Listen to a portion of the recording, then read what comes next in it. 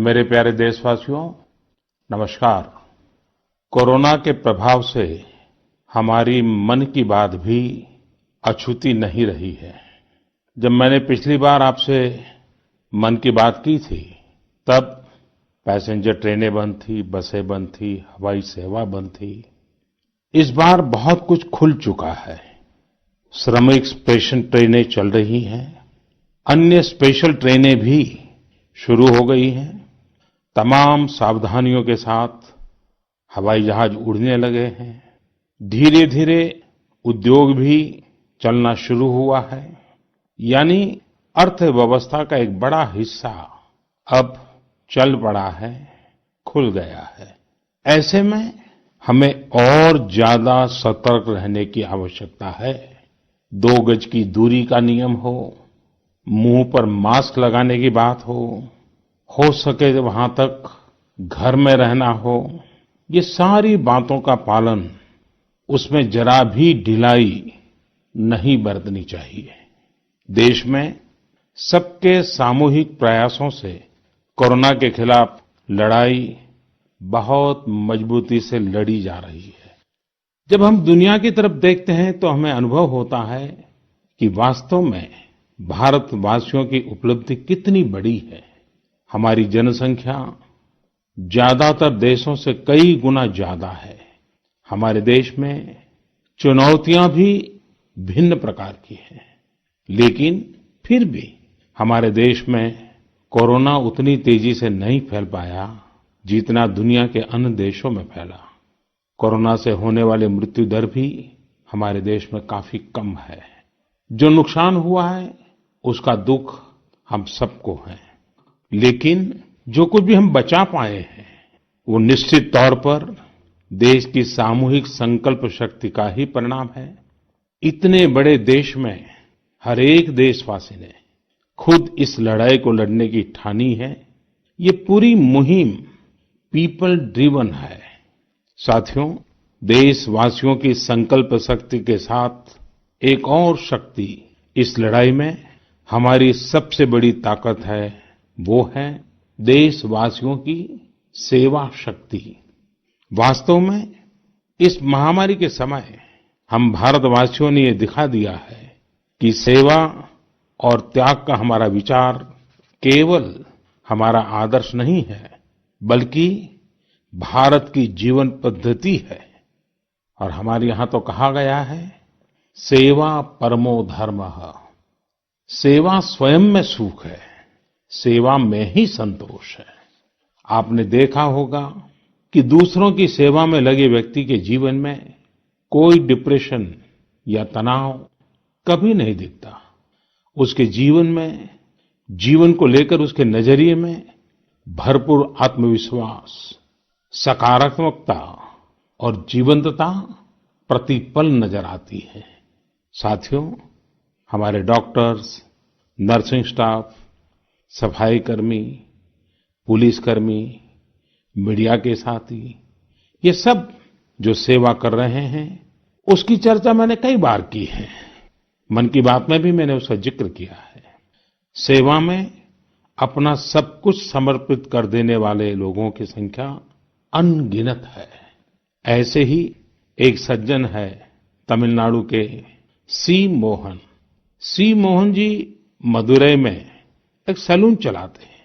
अपनी मेहनत की कमाई से इन्होंने अपनी बेटी की पढ़ाई के लिए 5 लाख रुपए बचाए थे, लेकिन इन्होंने ये पूरी राशि इस समय जरूरतमंदों, गरीबों की सेवा के लिए खर्च कर दी। इसी तरह अगरतला में ठेला चलाकर जीवन यापन करने वाले गौतम दास जी अपनी रोजमर्रा की कमाई की बचत में से हर रोज दाल चावल खरीदकर जरूरतमंदों को खाना खिला रहे हैं। पंजाब के पठानकोट से भी एक ऐसा ही उदाहरण मुझे पता चला। यहाँ दिव्यांग भाई राजू ने दूसरों की मदद से जोड़ी गई छोटी सी पूंजी से 3000 से अधिक मास्क बनवाकर लोगों में बांटे। भाई राजू ने इस मुश्किल समय में करीब 100 परिवारों के लिए खाने का राशन भी जुटाया। देश के सभी इलाकों से विमेन सेल्फ हेल्प ग्रुप के परिश्रम की भी अनगिनत कहानियां इन दिनों हमारे सामने आ रही है। गांवों में, छोटे कस्बों में हमारी बहनें, बेटियां हर दिन हजारों की संख्या में मास्क बना रही हैं। तमाम सामाजिक संस्थाएं भी इस काम में इनका सहयोग कर रही हैं। साथियों, ऐसे कितने ही उदाहरण हर दिन दिखाई और सुनाई पड़ रहे हैं।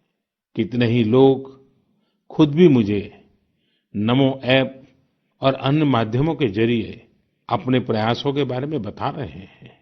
कई बार समय की कमी के चलते मैं बहुत से लोगों का, बहुत से संगठनों का, बहुत सी संस्थाओं का नाम नहीं ले पाता हूँ। सेवाभाव से लोगों की मदद कर रहे ऐसे सभी लोगों की मैं प्रशंसा करता हूँ, उनका आदर करता हूँ, उनका तहे दिल से अभिनंदन करता हूँ। मेरे प्यारे देशवासियों, एक और बात जो मेरे मन को छू गई है, वो है संकट की इस घड़ी में इनोवेशन। तमाम देशवासी गांवों से लेकर शहरों तक, हमारे छोटे व्यापारियों से लेकर स्टार्टअप तक, हमारी लैब्स कोरोना के खिलाफ लड़ाई में नए-नए तरीके ईजाद कर रहे हैं, नए-नए इनोवेशन कर रहे हैं। जैसे नासिक के राजेंद्र यादव का उदाहरण बहुत दिलचस्प है। राजेंद्र जी नासिक में सतना गांव के किसान हैं। अपने गांव को कोरोना संक्रमण से बचाने के लिए उन्होंने अपने ट्रैक्टर से जोड़कर एक सैनिटाइजेशन मशीन बना ली है और ये इनोवेटिव मशीन बहुत प्रभावी तरीके से काम कर रही है। इसी तरह मैं सोशल मीडिया में कई तस्वीरें देख रहा था। कई दुकानदारों ने 2 गज की दूरी के लिए दुकान में बड़े पाइपलाइन लगा लिए हैं, जिसमें एक छोर से वो ऊपर से सामान डालते हैं और दूसरी छोर से ग्राहक अपना सामान ले लेते हैं। इस दौरान पढ़ाई के क्षेत्र में भी कई अलग-अलग इनोवेशन शिक्षकों और छात्रों ने मिलकर किए हैं। ऑनलाइन क्लासेस, वीडियो क्लासेस, उसको भी अलग-अलग तरीकों से इनोवेट किया जा रहा है। कोरोना की वैक्सीन पर हमारी लैब्स में जो काम हो रहा है, उस पर तो दुनिया भर की नजर है और हम सबकी आशा भी। किसी भी परिस्थिति को बदलने के लिए इच्छा शक्ति के साथ ही बहुत कुछ इनोवेशन पर भी निर्भर करता है। हजारों सालों की मानव जात की यात्रा लगातार इनोवेशन से ही इतने आधुनिक दौर में पहुंची है। इसलिए इस महामारी पर जीत के लिए हमारी ये विशेष इनोवेशंस भी बहुत बड़ा आधार है। साथियों, कोरोना के खिलाफ लड़ाई का यह रास्ता लंबा है। एक ऐसी आपदा जिसका पूरी दुनिया के पास कोई इलाज ही नहीं है, जिसका कोई पहले का अनुभव भी नहीं है, तो ऐसे में नई-नई चुनौतियां और उसके कारण परेशानियां हम अनुभव भी कर रहे हैं। ये दुनिया के हर कोरोना प्रभावित देश में हो रहा है और इसलिए भारत भी इससे अछूता नहीं है। हमारे देश में भी कोई वर्ग ऐसा नहीं है जो कठिनाई में न हो, परेशानी में न हो। और इस संकट की सबसे बड़ी चोट अगर किसी पर पड़ी है तो हमारे गरीब, मजदूर, श्रमिक वर्ग पर पड़ी है। उनकी तकलीफ, उनका दर्द, उनकी पीड़ा शब्दों में नहीं कही जा सकती। हम में से कौन ऐसा होगा जो उनकी और उनके परिवार की तकलीफों को अनुभव न कर रहा हो। हम सब मिलकर इस तकलीफ को, इस पीड़ा को बांटने का प्रयास कर रहे हैं। पूरा देश प्रयास कर रहा है। हमारे रेलवे के साथी दिन रात लगे हुए हैं। केंद्र हो, राज्य हो, स्थानीय स्वराज की संस्थाएं हो, हर कोई दिन रात मेहनत कर रहे हैं। जिस प्रकार रेलवे के कर्मचारी आज जुटे हुए हैं, वे भी एक प्रकार से अग्रिम पंक्ति में खड़े कोरोना वॉरियर्स ही है। लाखों श्रमिकों को ट्रेनों से और बसों से सुरक्षित ले जाना, उनके खाने पीने की चिंता करना, हर जिले में क्वारंटाइन केंद्रों की व्यवस्था करना, सभी की टेस्टिंग, चेकअप उपचार की व्यवस्था करना, ये सब काम लगातार चल रहे हैं और बहुत बड़ी मात्रा में चल रहे हैं। लेकिन साथियों, जो दृश्य आज हम देख रहे हैं, इससे देश को अतीत में जो कुछ हुआ, उसके अवलोकन और भविष्य के लिए सीखने का अवसर भी मिला है। आज हमारे श्रमिकों की पीड़ा में हम देश के पूर्वी हिस्से की पीड़ा को देख सकते हैं। जिस पूर्वी हिस्से में देश का ग्रोथ इंजन बनने की क्षमता है, जिसके श्रमिकों के बाहुबल में देश को नई ऊंचाई पर ले जाने का सामर्थ्य है, उस पूर्वी हिस्से का विकास बहुत आवश्यक है। पूर्वी भारत के विकास से ही देश का संतुलित आर्थिक विकास संभव है। देश ने जब मुझे सेवा का अवसर दिया, तभी से हमने पूर्वी भारत के विकास को प्राथमिकता दी है। मुझे संतोष है कि बीते वर्षों में इस दिशा में बहुत कुछ हुआ है और अब प्रवासी मजदूरों को देखते हुए बहुत कुछ नए कदम उठाना भी आवश्यक हो गया है और हम लगातार उस दिशा में आगे बढ़ रहे हैं। जैसे कहीं श्रमिकों की स्किल मैपिंग का काम हो रहा है, कहीं स्टार्टअप्स इस काम में जुटे हैं, कहीं माइग्रेशन कमीशन बनाने की बात हो रही है। इसके अलावा केंद्र सरकार ने अभी जो फैसले लिए हैं, उससे भी गांवों में रोजगार, स्वरोजगार, लघु उद्योगों से जुड़ी विशाल संभावनाएं खुली हैं। ये फैसले इन स्थितियों के समाधान के लिए हैं, आत्मनिर्भर भारत के लिए हैं। अगर हमारे गांव आत्मनिर्भर होते, हमारे कस्बे, हमारे जिले, हमारे राज्य आत्मनिर्भर होते, तो अनेक समस्याओं ने वो रूप नहीं लिया होता जिस रूप में वो आज हमारे सामने खड़ी है। लेकिन अंधेरे से रोशनी की ओर बढ़ना मानव स्वभाव है। तमाम चुनौतियों के बीच मुझे खुशी है कि आत्मनिर्भर भारत पर आज देश में व्यापक मंथन शुरू हुआ है। लोगों ने अब इसे अपना अभियान बनाना शुरू किया है। इस मिशन का नेतृत्व देशवासी अपने हाथ में ले रहे हैं। बहुत से लोगों ने तो ये भी बताया है कि उन्होंने जो सामान उनके इलाके में बनाए जाते हैं, उनकी एक पूरी लिस्ट बना ली है। ये लोग अब इन लोकल प्रोडक्ट्स को ही खरीद रहे हैं और वोकल फॉर लोकल को प्रमोट भी कर रहे हैं। मेक इन इंडिया को बढ़ावा मिले, इसके लिए सब कोई अपना अपना संकल्प जता रहा है।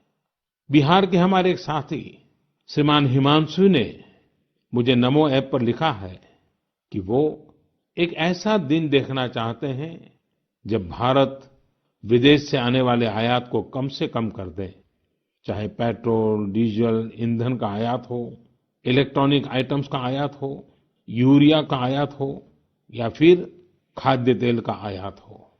मैं उनकी भावनाओं को समझता हूं। हमारे देश में कितनी ही ऐसी चीजें बाहर से आती हैं जिन पर हमारे ईमानदार टैक्स पेयर्स का पैसा खर्च होता है, जिनका विकल्प हम आसानी से भारत में तैयार कर सकते हैं। असम के सुदीप ने मुझे लिखा है कि वो महिलाओं के बनाए हुए लोकल बैम्बू प्रोडक्ट्स का व्यापार करते हैं और उन्होंने तय किया है कि आने वाले 2 वर्ष में वे अपने बैम्बू प्रोडक्ट को एक ग्लोबल ब्रांड बनाएंगे। मुझे पूरा भरोसा है आत्मनिर्भर भारत अभियान इस दशक में देश को नई ऊंचाई पर ले जाएगा। मेरे प्यारे देशवासियों, कोरोना संकट के इस दौर में मेरी विश्व के अनेक नेताओं से बातचीत हुई है, लेकिन मैं एक सीक्रेट जरूर आज बताना चाहूंगा। विश्व के अनेक नेताओं की जब बातचीत होती है तो मैंने देखा इन दिनों उनकी बहुत ज्यादा दिलचस्पी योग और आयुर्वेद के संबंध में होती है। कुछ नेताओं ने मुझसे पूछा कि कोरोना के इस काल में ये योग और आयुर्वेद कैसे मदद कर सकते हैं। साथियों, अंतर्राष्ट्रीय योग दिवस जल्द ही आने वाला है। योग जैसे जैसे लोगों के जीवन से जुड़ रहा है, लोगों में अपने स्वास्थ्य को लेकर जागरूकता भी लगातार बढ़ रही है। अभी कोरोना संकट के दौरान भी ये देखा जा रहा है कि हॉलीवुड से हरिद्वार तक घर में रहते हुए लोग योग पर बहुत गंभीरता से ध्यान दे रहे हैं। हर जगह लोगों ने योग और उसके साथ साथ आयुर्वेद के बारे में और ज्यादा जानना चाहा है, उसे अपनाना चाहा है। कितने ही लोग जिन्होंने कभी योग नहीं किया, वे भी या तो ऑनलाइन योग क्लास से जुड़ गए हैं या फिर ऑनलाइन वीडियो के माध्यम से भी योग सीख रहे हैं। सही में योग कम्युनिटी, इम्यूनिटी और यूनिटी सबके लिए अच्छा है।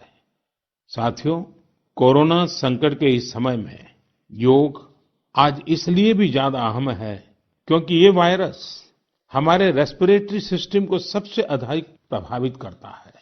योग में तो रेस्पिरेटरी सिस्टम को मजबूत करने वाले कई तरह के प्राणायाम है, जिनका असर हम लंबे समय से देखते आ रहे हैं। ये टाइम टेस्टेड टेक्निक्स हैं, जिसका अपना अलग महत्व है। कपालभाति और अनुलोम विलोम प्राणायाम से अधिकतर लोग परिचित होंगे, लेकिन भस्त्रिका, शीतली, भ्रामरी जैसे कई प्राणायाम के प्रकार है, जिसके अनेक लाभ भी है। वैसे आपके जीवन में योग को बढ़ाने के लिए आयुष मंत्रालय ने भी इस बार एक अनोखा प्रयोग किया है। आयुष मंत्रालय ने माय लाइफ माय योग नाम से अंतर्राष्ट्रीय वीडियो ब्लॉग उसकी प्रतियोगिता शुरू की है। भारत ही नहीं, पूरी दुनिया के लोग इस प्रतियोगिता में हिस्सा ले सकते हैं। इसमें हिस्सा लेने के लिए आपको अपना 3 मिनट का एक वीडियो बना करके अपलोड करना होगा। इस वीडियो में आप जो योग या आसन करते हुए वो करते हुए दिखाना है और योग से आपके जीवन में जो बदलाव आया है उसके बारे में भी बताना है। मेरा आपसे अनुरोध है, आप सभी इस प्रतियोगिता में अवश्य भाग लें और इस नए तरीके से अंतर्राष्ट्रीय योग दिवस में आप हिस्सेदार बनिए। साथियों, हमारे देश में करोड़ों करोड़ गरीब दशकों से एक बहुत बड़ी चिंता में रहते आए हैं। अगर बीमार पड़ गए तो क्या होगा? अपना इलाज कराएं या फिर परिवार के लिए रोटी की चिंता करें? इस तकलीफ को समझते हुए इस चिंता को दूर करने के लिए ही करीब 1.5 साल पहले आयुष्मान भारत योजना शुरू की गई थी। कुछ ही दिन पहले आयुष्मान भारत के लाभार्थियों की संख्या 1 करोड़ के पार हो गई है। 1 करोड़ से ज्यादा मरीज मतलब देश के 1 करोड़ से अधिक परिवारों की सेवा हुई है। 1 करोड़ से ज्यादा मरीज का मतलब क्या होता है मालूम है? 1 करोड़ से ज्यादा मरीज मतलब नॉर्वे जैसा देश, सिंगापुर जैसा देश, उसकी जो टोटल जनसंख्या है उससे 2 गुना लोगों को मुफ्त में इलाज दिया गया है।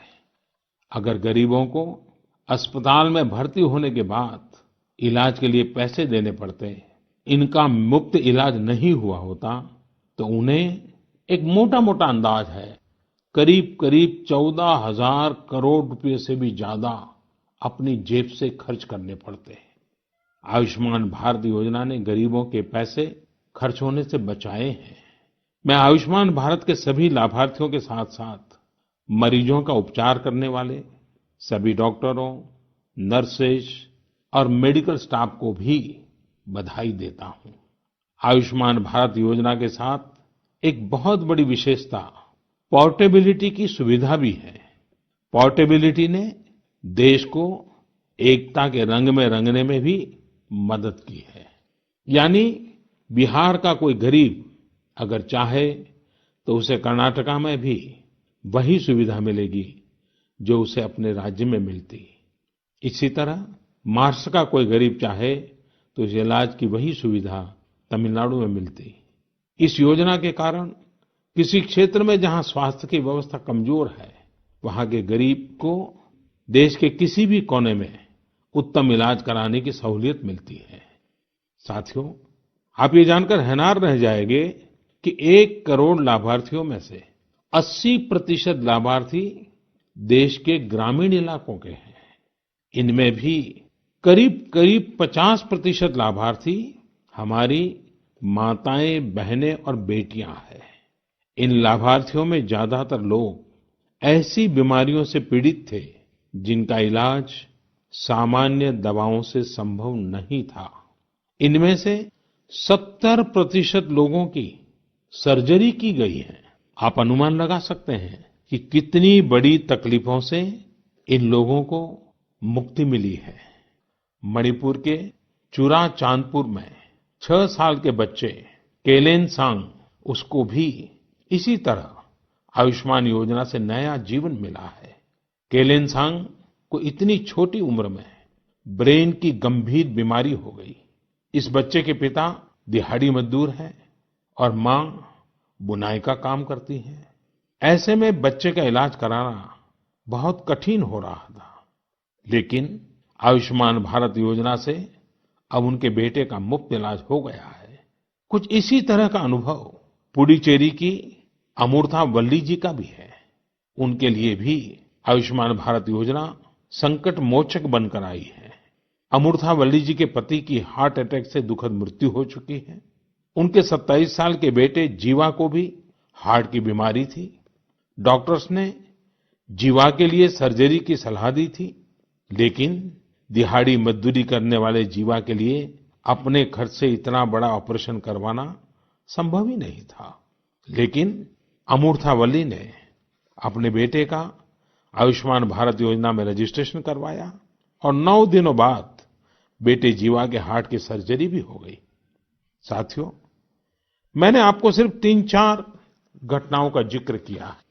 आयुष्मान भारत से तो ऐसी 1 करोड़ से अधिक कहानियां जुड़ी हुई है। ये कहानियां जीते जागते इंसानों की हैं।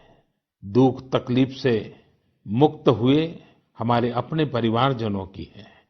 आपसे मेरा आग्रह है, कभी समय मिले तो ऐसे व्यक्ति से जरूर बात करिएगा जिसने आयुष्मान भारत योजना के तहत अपना इलाज कराया हो।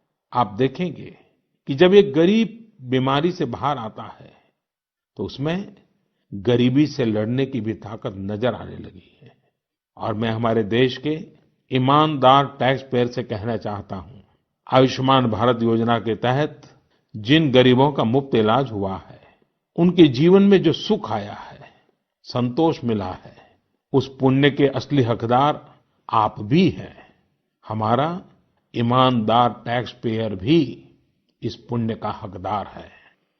मेरे प्यारे देशवासियों, एक तरफ हम महामारी से लड़ रहे हैं तो दूसरी तरफ हमें हाल में पूर्वी भारत के कुछ हिस्सों में प्राकृतिक आपदा का भी सामना करना पड़ा है। पिछले कुछ हफ्तों के दौरान हमने पश्चिम बंगाल और उड़ीसा में सुपर साइक्लोन अम्फान का कहर देखा। तूफान से अनेकों घर तबाह हो गए, किसानों को भी भारी नुकसान हुआ। हालात का जायजा लेने के लिए मैं पिछले हफ्ते उड़ीसा और पश्चिम बंगाल गया था। पश्चिम बंगाल और ओडिशा के लोगों ने जिस हिम्मत और बहादुरी के साथ हालात का सामना किया है, प्रशंसनीय है। संकट की इस घड़ी में देश भी हर तरह से वहां के लोगों के साथ खड़ा है। साथियों, एक तरफ जहां पूर्वी भारत तूफान से आई आपदा का सामना कर रहा है, वहीं दूसरी तरफ देश के कई हिस्से टिड्डियों या लोकस्ट के हमले से प्रभावित हुए हैं। इन हमलों ने फिर हमें याद दिलाया है कि ये छोटा सा जीव कितना नुकसान करता है। टिड्डी दल का हमला कई दिनों तक चलता है। बहुत बड़े क्षेत्र पर इसका प्रभाव पड़ता है।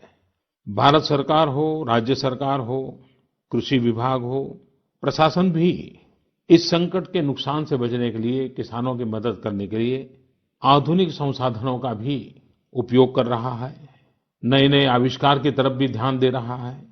और मुझे विश्वास है कि हम सब मिलकर के हमारे कृषि क्षेत्र पर ये जो संकट आया है, उससे भी लोहा लेंगे, बहुत कुछ बचा लेंगे।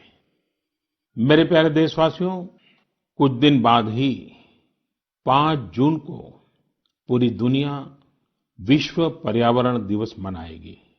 विश्व पर्यावरण दिवस पर इस साल की थीम है बायोडायवर्सिटी, यानी जैव विविधता। वर्तमान परिस्थितियों में यह थीम विशेष रूप से महत्वपूर्ण है। लॉकडाउन के दौरान पिछले कुछ हफ्तों में जीवन की रफ्तार थोड़ी धीमी जरूर हुई है, लेकिन इससे हमें अपने आसपास प्रकृति की समृद्ध विविधता को, जैव विविधता को करीब से देखने का अवसर भी मिला है। आज कितने ही ऐसे पक्षी जो प्रदूषण और शोर शराबे में ओझल हो गए थे, सालों बाद उनकी आवाज को लोग अपने घरों में सुन रहे हैं। अनेक जगहों से जानवरों के उन्मुक्त विचरण की खबरें भी आ रही हैं।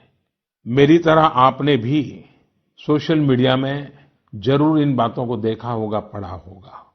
बहुत लोग कह रहे हैं, लिख रहे हैं, तस्वीरें साझा कर रहे हैं कि वो अपने घर से दूर-दूर पहाड़ियां देख पा रहे हैं, दूर-दूर जलती हुई रोशनी देख रहे हैं। इन तस्वीरों को देखकर कई लोगों के मन में ये संकल्प उठा होगा, क्या हम उन दृश्यों को ऐसे ही बना रख सकते हैं? इन तस्वीरों ने लोगों को प्रकृति के लिए कुछ करने की प्रेरणा भी दी है। नदियां सदा स्वच्छ रहें, पशु पक्षियों को भी खुलकर जीने का हक मिले, आसमान भी साफ सुथरा हो, इसके लिए हम प्रकृति के साथ तालमेल बिठाकर जीवन जीने की प्रेरणा ले सकते हैं। मेरे प्यारे देशवासियों, हम बार बार सुनते हैं, जल है तो जीवन है, जल है तो कल है, लेकिन जल के साथ हमारी जिम्मेवारी भी है। वर्षा का पानी, बारिश का पानी, ये हमें बचाना है। एक एक बूंद को बचाना है। गांव-गांव वर्षा के पानी को हम कैसे बचाएं? परंपरागत बहुत सरल उपाय हैं। उन सरल उपाय से भी हम पानी को रोक सकते हैं। 5 दिन, 7 दिन भी अगर पानी रुका रहेगा, तो धरती माँ के पास बुझाएगा, पानी फिर जमीन में जाएगा। वही जल जीवन की शक्ति बन जाएगा। और इसलिए इस वर्षा ऋतु में हम सबका प्रयास रहना चाहिए कि हम पानी को बचाएं, पानी को संरक्षित करें। मेरे प्यारे देशवासियों, स्वच्छ पर्यावरण सीधे हमारे जीवन, हमारे बच्चों के भविष्य का विषय है। इसलिए हमें व्यक्तिगत स्तर पर भी इसकी चिंता करनी होगी। मेरा आपसे अनुरोध है कि इस पर्यावरण दिवस पर कुछ पेड़ अवश्य लगाएं और प्रकृति की सेवा के लिए कुछ ऐसा संकल्प अवश्य लें, जिससे प्रकृति के साथ आपका हर दिन का रिश्ता बना रहे। हाँ, गर्मी बढ़ रही है, इसलिए पक्षियों के लिए पानी का इंतजाम करना मत भूलिएगा। साथियों, हम सबको ये भी ध्यान रखना होगा कि इतनी कठिन तपस्या के बाद, इतनी कठिनाइयों के बाद देश ने जिस तरह हालत संभाला है, उसे बिगड़ने नहीं देना है। हमें इस लड़ाई को कमजोर नहीं होने देना है। हम लापरवाह हो जाएं, सावधानी छोड़ दें, ये कोई विकल्प नहीं है। कोरोना के खिलाफ लड़ाई अब भी उतनी ही गंभीर है। आपको, आपके परिवार को कोरोना से अभी भी उतना ही गंभीर खतरा हो सकता है। हमें हर इंसान की जिंदगी को बचाना है। इसलिए 2 गज की दूरी, चेहरे पर मास्क, हाथों को धोना, इन सब सावधानियों का वैसे ही पालन करते रहना है जैसे अभी तक करते आए हैं। मुझे पूरा विश्वास है कि आप अपने लिए, अपनों के लिए, अपने देश के लिए ये सावधानी जरूर रखेंगे। इसी विश्वास के साथ आपके उत्तम स्वास्थ्य के लिए मेरी हार्दिक शुभकामनाएं हैं। अगले महीने फिर एक बार मन की बात अनेक नए विषयों के साथ जरूर करेंगे। धन्यवाद।